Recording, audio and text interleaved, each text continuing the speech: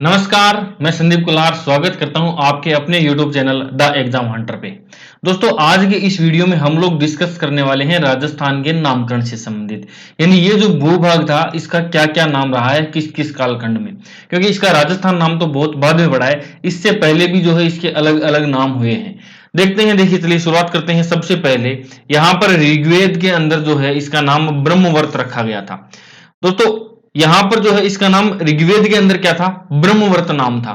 तो इसको हम याद कैसे करेंगे, क्योंकि जैसे जैसे हम आगे बढ़ेंगे इनके अंदर कंफ्यूजन क्रिएट होता जाएगा, क्योंकि ये 7-8 प्रकार के अलग अलग नाम थे, अलग अलग कालखंड के दौरान थे।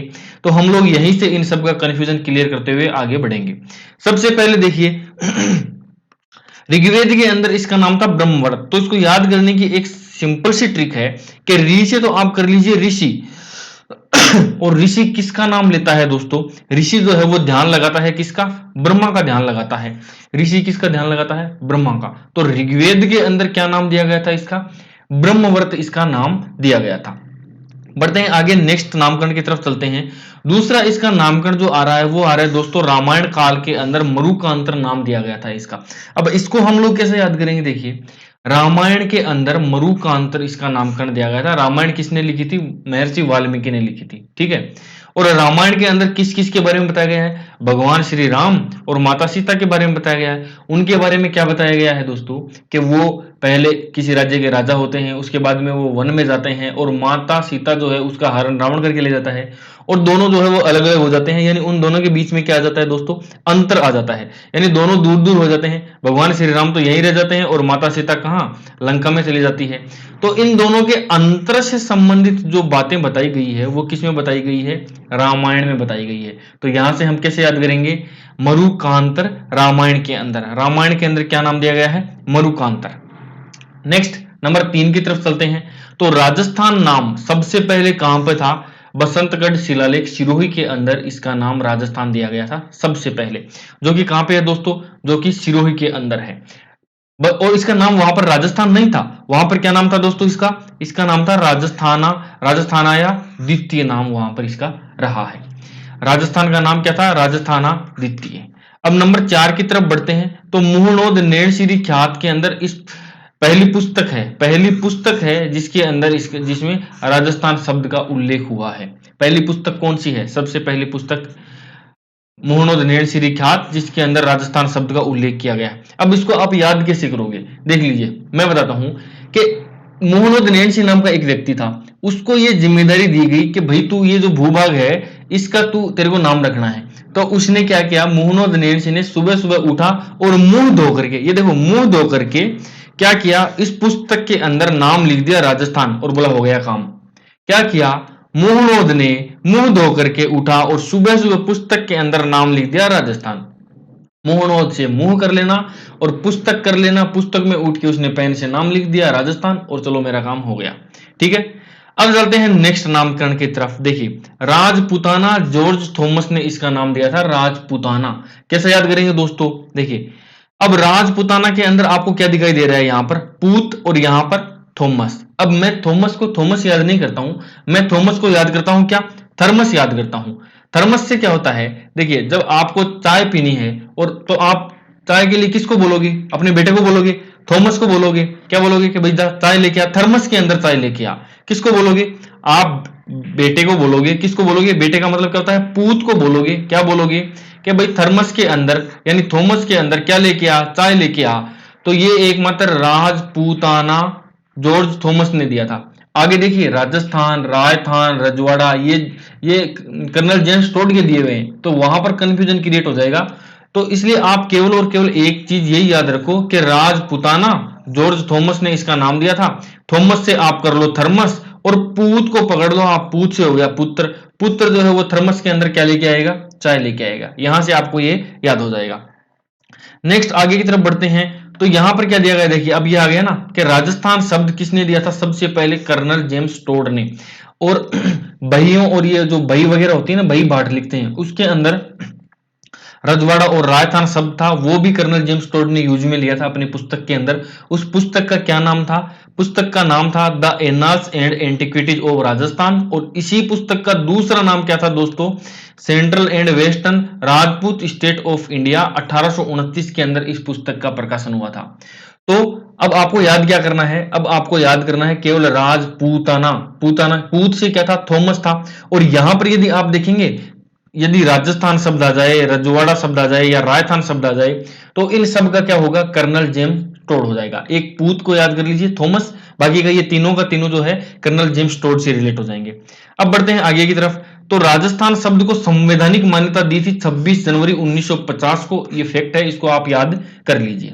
आगे नेक्स्ट, राजस्थान के एकीकरण के दौरान दूसरा चरण जो था, दूसरा चरण कब था? 25 मार्च 1948 को था, और उसके अंदर पहली बार राजस्थान शब्द जोड़ा गया। देखिए, राजस्थान के एकीकरण से संबंधित जो ट्रिक थी वो क्या थी? वो थी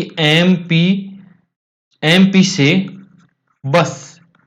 ये जो एकीकरण के चरण थे उनका नाम था। तो मैं इसके लिए भी राजस्थान के एकीकरण से संबंधित भी मैं वीडियो लेके आऊंगा, तो उसके अंदर इसको पूरा डिटेल से बताऊंगा। तो एम से यहां पर क्या हो गया? मत्स्य संघ, और पी से क्या हो गया? पी से हो गया पूर्व राजस्थान संघ। तो ये राजस्थान आ गया ना, और ये चरण पहला है, और ये दूसरा है, और ये तीसरा, ये चौथा, पांचवा, छठा और सातवां, दो चरण और हैं। तो ये दूसरा जो चरण था इसके अंदर पूर्व राजस्थान संघ, और यही बात यहां पे लिखी हुई है। दूसरा चरण कब था? 25 मार्च 1948 को पूरा हुआ था। राजस्थान के एकीकरण के दौरान दूसरे चरण में पहली बार राजस्थान शब्द का उल्लेख किया गया। अब बढ़ते हैं आगे नेक्स्ट की तरफ। देखिए, राजस्थान का जो वर्तमान स्वरूप है वो 1 नवंबर 1956 को आया था, जब राजस्थान का 7वां चरण कंप्लीट हो गया था। उसके बाद में ये राजस्थान का वर्तमान स्वरूप हमारे सामने आया है। आगे की तरफ देखिए, अब पहला क्वेश्चन देखिए। सबसे पहले हमने किसको याद किया था? सबसे पहले हमने वाल्मीकि रामायण को याद किया था, ऋग्वेद को याद किया था, कर्नल जेम्स टोड ने क्या कहा था, ठीक है, सारे के सारे। कब इसको संवैधानिक मान्यता मिली थी? एकीकरण के दौरान पहली बार कब इसको काम में लिया गया था? राजस्थान का वर्तमान स्वरूप कब सामने आया था? ये सारे के सारे हमने यहाँ पे ट्रिक के माध्यम से याद कर लिए हैं। अब देखिए क्वेश्चन लगाते हैं हम।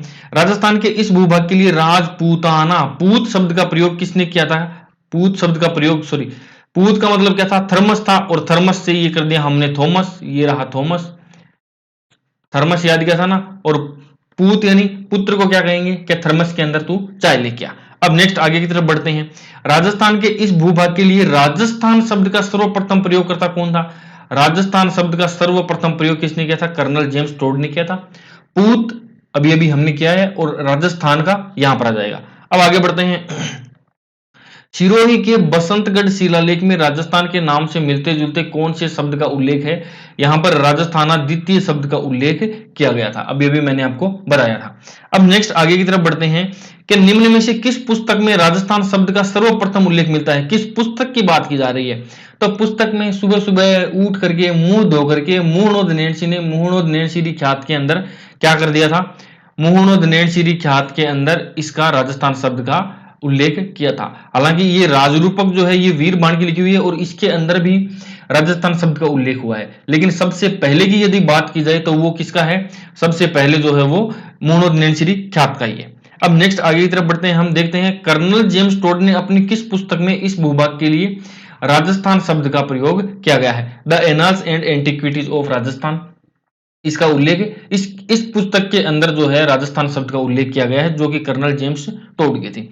इस राज्य के लिए राजस्थान शब्द को संवैधानिक मान्यता कब मिली थी? 26 नवंबर 1950 को मिली थी। अभी अभी हमने देखा है, आप लोग पीछे जाकर के देख सकते हैं। देखिए 26 नवंबर, ये रहा 26 जनवरी 1950 को राजस्थान शब्द को संवैधानिक मान्यता कब मिली थी? 26 जनवरी 1950 को मिली थी।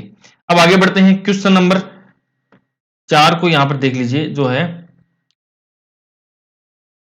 एक मिनट, 26 जनवरी 1950 को ऑप्शन नंबर 1 यहां पर राइट हो गया। अब चलते हैं आगे। राजस्थान के इस भूभाग के लिए वाल्मीकि ने किस शब्द का प्रयोग किया था? वाल्मीकि ने किया था मरुकांतर का। वाल्मीकि ने लिखी थी रामायण, और रामायण में दोनों का अंतर, भगवान राम और माता सीता के अंतर के बारे में बताया गया है। तो ये था आज का टॉपिक। मुझे उम्मीद है कि आपको ये वीडियो पसंद आएगा और आपके लिए काफ़ी हेल्पफुल रहेगा। यदि वीडियो आपको पसंद आया है तो दोस्तों चैनल को सब्सक्राइब कीजिए, वीडियो को लाइक कीजिए, और यदि वीडियो पसंद नहीं आया है तो वीडियो को डिसलाइक भी कर सकते हैं, और कमेंट बॉक्स में आकर के आप ज़रूर बताएं कि वीडियो में क्या कमी रही है।